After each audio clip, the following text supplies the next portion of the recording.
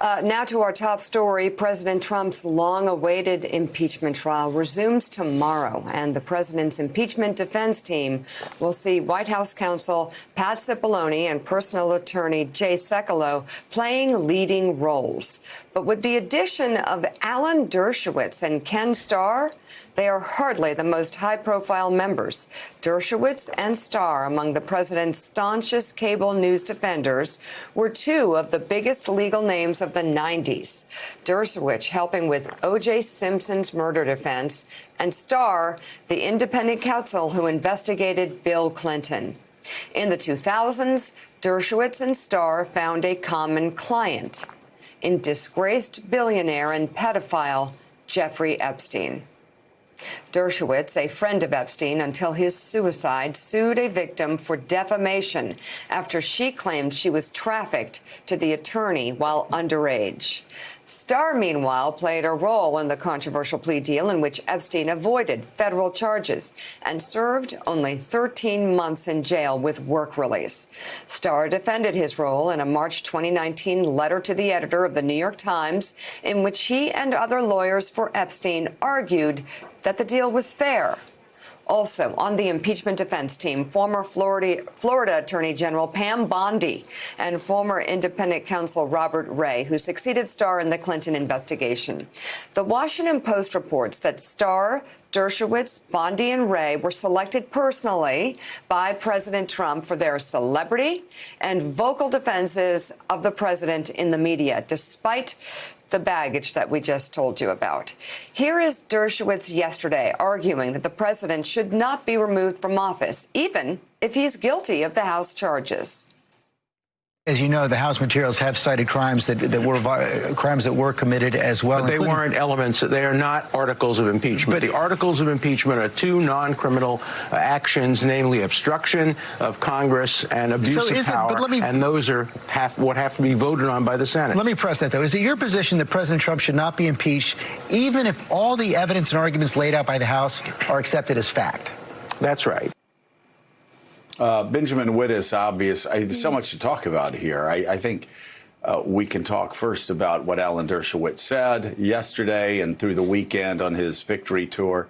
It is the opposite of what he said throughout 1999 on Larry King Live and on other shows. But let's talk about the selection of a legal team and talk about a president who has such trouble finding legal representation that he actually got the legal team that helped put together the plea deal and helped represent Jeffrey Epstein, one of the most disgraced figures in modern American popular culture.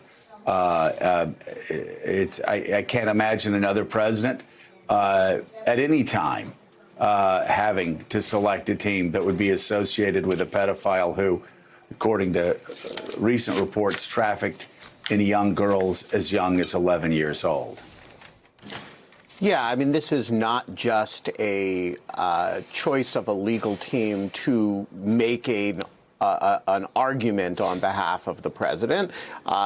In fact, if you were going to do that, you would probably want a legal team without the baggage of having argued the opposite side of a bunch of these issues not that long ago, particularly Ken Starr, who, of course, argued that obstruction of Congress or obstruction of an investigation, and including of Congress, was a adequate basis for impeachment, and argued against the idea that the assertion of argued against, robust assertions of executive privilege, and even suggested that those assertions could be an impeachable offense. That said, this is a legal team that was chosen not for its legal acumen, though it certainly has some skills and no lack of talent. It's a group composed in order to make a statement, and the statement is one of unswerving loyalty in public to the president, no matter how awful the circumstances. And the statement is also a big middle finger stuck up to people who care about Me Too issues, because, of course, not only is there the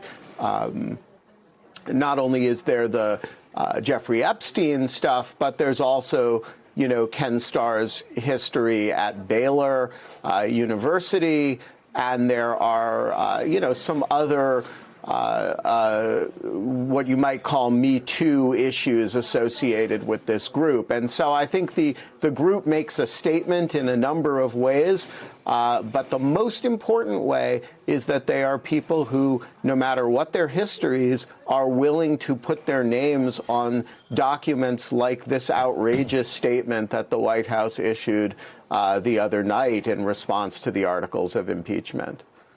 An outrageous statement. And of course, Jonathan Lemire, if you look at Ken Starr and Alan Dershowitz's own words from the last impeachment of a United States president, those words undercut Donald Trump's defense as much as anybody, that he should not be impeached. They, of course, Dershowitz's own words then undercut his arguments now. But again, following up on what was just said from Benjamin Wittes, who, by the way, has a great new book out we need to talk about.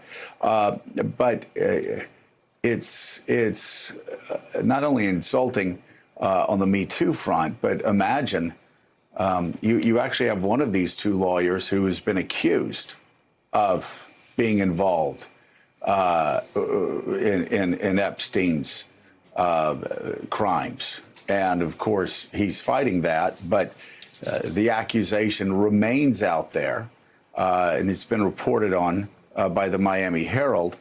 And you just give us some insight on the White House beat. Why in the world would the President of the United States, after being caught in videos with Jeffrey Epstein at Mar-a-Lago, and after saying really nice things about Jeffrey Epstein in the early 2000s, why would Donald Trump then get Jeffrey Epstein's lawyers that allowed this pedophile to continue to roam free and prey on young women? So both you and Ben outlined the baggage that both Dershowitz and Starr bring with them to this moment. You know, significant accusations and as well contradictory legal stances. And as Alan Dershowitz in particular has really reversed himself on this issue. According to the president, though, these were his handpicked choices to go along with other members of the legal team. And that's because they play well on television. The president has told people around him for weeks that he is concerned about the spectacle this trial will be on television.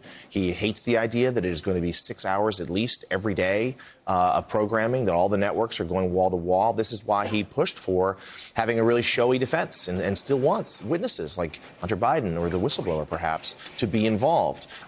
Short of that, though, he wants to have these recognizable, bold-faced names, people the American public knows, people who have defended him on cable television, out there pushing his stance in front of the Senate. But Jonathan, is anybody concerned in the White House? Because, these guys would never, ever be selected by any other president to do anything after their association with Jeffrey Epstein. One is a friend and a running buddy, and the other is a guy that was part of a plea agreement that allowed this serial rapist of young girls to be on some lax house arrest inside his mansions and then set free. To strike again. Is anybody in the White House concerned about this? But how many times have we had that phrase? Would any other president do this? And the answer is usually no.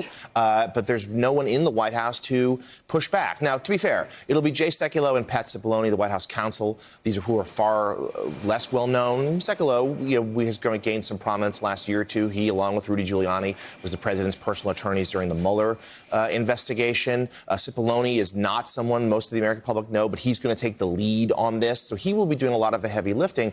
But the president wasn't going to be deterred. He wanted the big names here, despite the baggage. Let's remember, also one member of his cabinet a former member of his cabinet, was involved in the Epstein plea deal and eventually had to lose his position because of it. So that's not something that Trump is shying away from, as he in his case make the argument that the whole matter is invalid, that they argue that the president should never have been impeached, that these matter, the accusations are not only not worthy of impeachment, but certainly not removal, which, of course, the Democrats push back strongly and say that this is an invalid argument. It's complete nonsense.